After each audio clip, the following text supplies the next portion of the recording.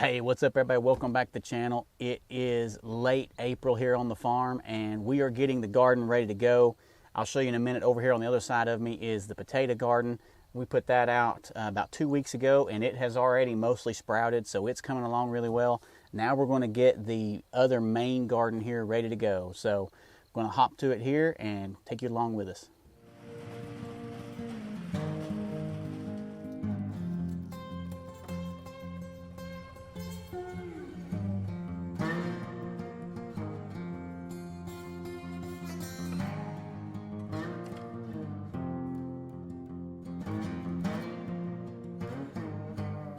All right, so we are down here in the garden now.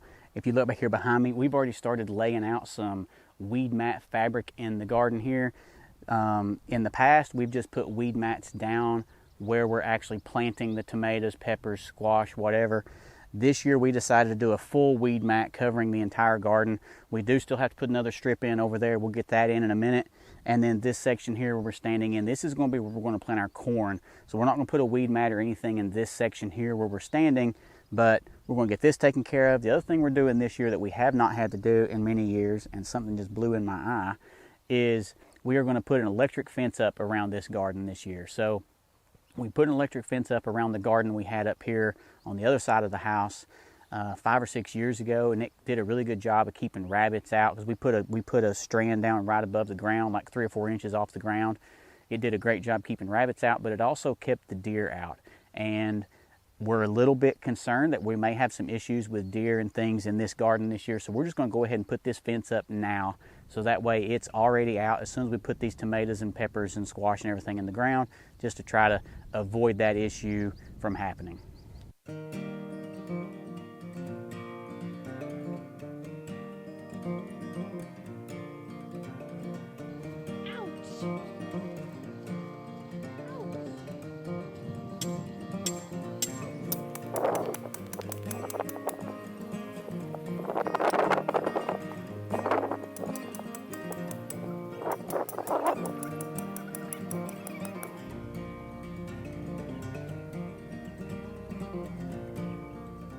Fence is good there, good there. Grounding rod is good. All my connections are here. I got my power supply to both strands. Time for the moment of truth now. I disassembled this whole unit last night, checked everything out, put the battery on a charger because, like I said, I haven't used this thing in probably been 6 years. It's just been tucked away in a cabinet. And let's see, moment of truth.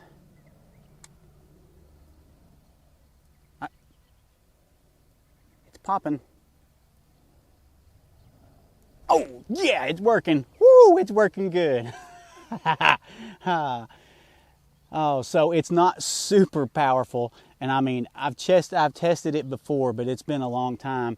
You know, obviously, if it was a really strong electric fence, I wouldn't have done that. But it says it's a 10-mile unit, 0.15 joules.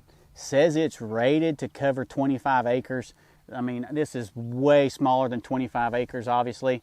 It has got some pop to it.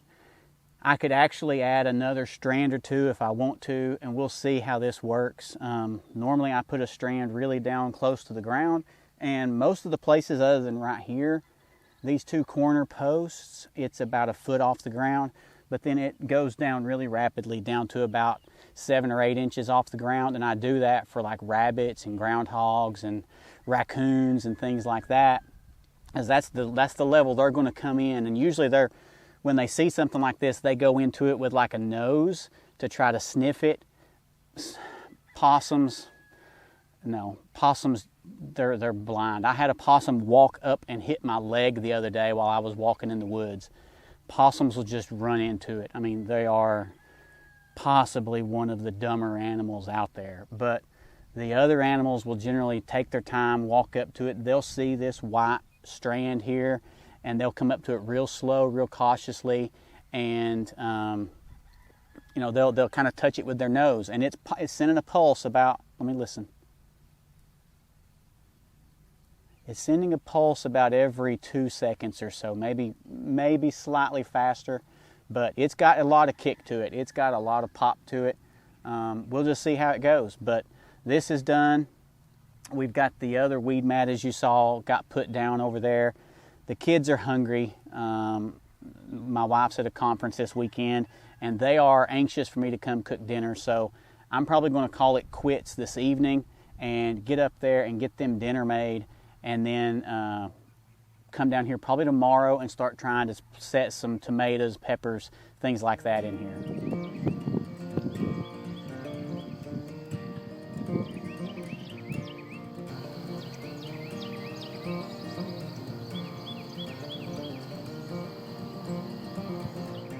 All right, I am back out here now. It is the next morning. Very different weather conditions this morning from yesterday afternoon. Yesterday was 81, 82 degrees and bright sunny skies.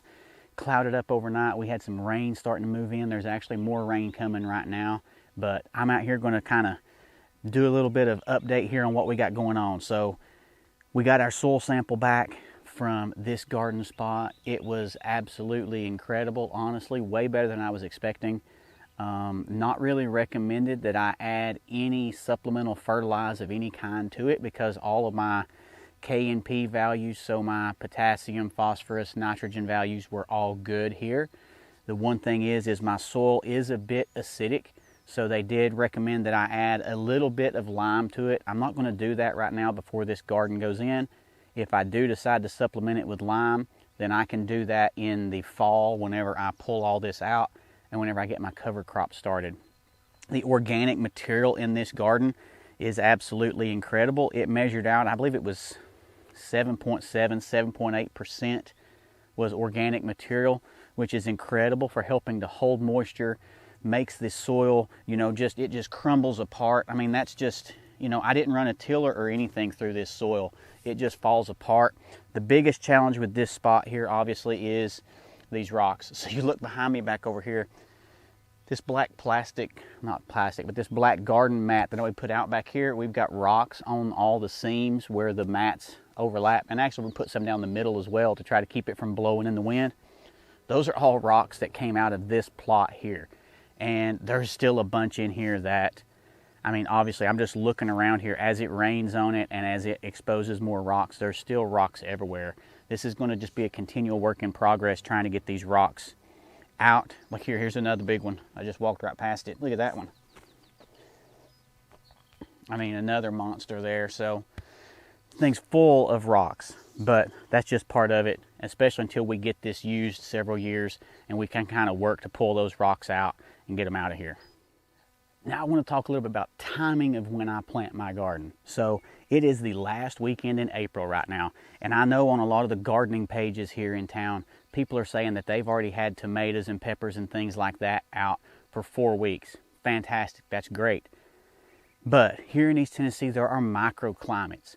If you live in a highly populated area, if you live in Knoxville City, or if you live in West Knoxville or Fountain City or places that are fairly densely populated, those areas hold heat a lot more than you do out here in these rural places.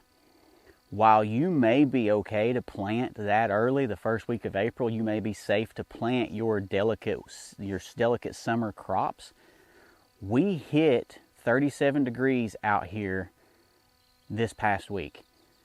The forecast for next week is there's 2 days that it's going to be 38 and 40. Now, that being said, we don't normally get that cold up here on top of the ridge. That's part of the reason I moved my garden. If you've seen our past videos, part of the reason I moved our garden from down in the bottom of the valley up to the top up here is because there's usually anywhere from a 6, 7, 8 degree temperature difference.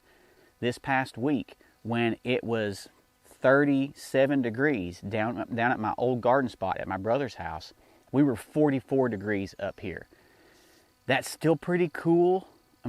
Tomatoes, peppers, things like that, they can still handle that. That's not going to hurt them.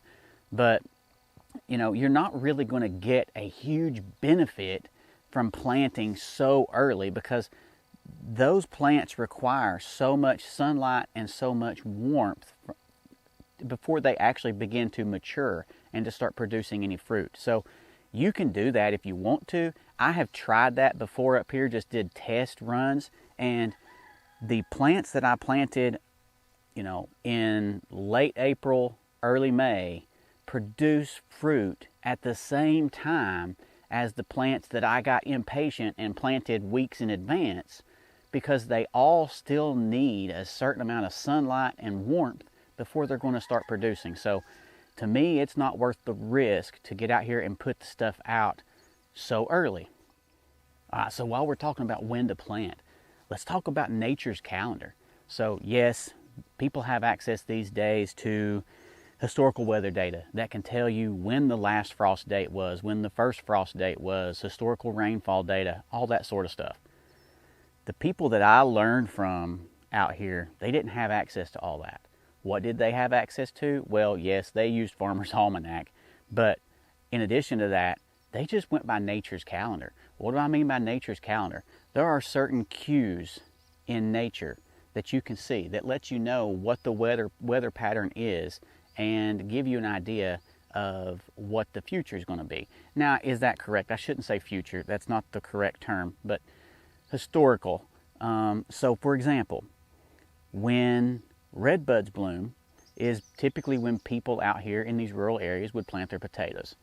My potatoes over here, we put them in the ground slightly after when the red buds were blooming because we had other things going on. The ground, I was waiting on the soil to be in the correct moisture content, dryness, for me to be able to work it, to get in there without making a mess. So that's one of the things I was taught. Another one is wait for the dogwoods to bloom. So dogwoods generally bloom about 2 weeks after the red buds. And a lot of the old timers would wait, and whenever the dogwoods would bloom, they would put other things out. Like they would start to plant their cabbages. Some would even plant their corn, because a lot of times that corn it may take a couple weeks really for it to germinate and break through the soil, the surface of the soil. So in that 2-week window, it would be somewhat sheltered from any kind of late season frost or freeze that happened.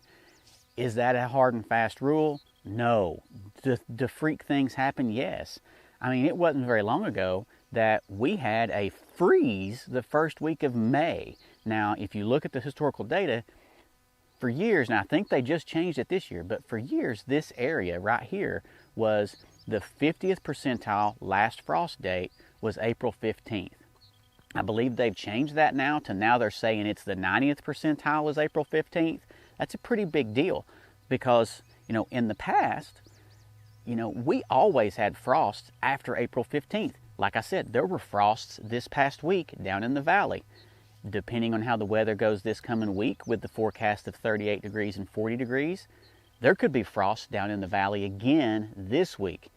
I don't think they're going to happen up here. But several years ago, in the first week of May, we had a freeze that wiped out. It killed the tops of all my oak trees were fully leafed out. All my fruit trees already had fruit on them. We had a freeze the first week of May, killed all the leaves on the oak trees, which was just crazy to see. All the fruit on my fruit trees got zapped and they all just fell off and onto the ground.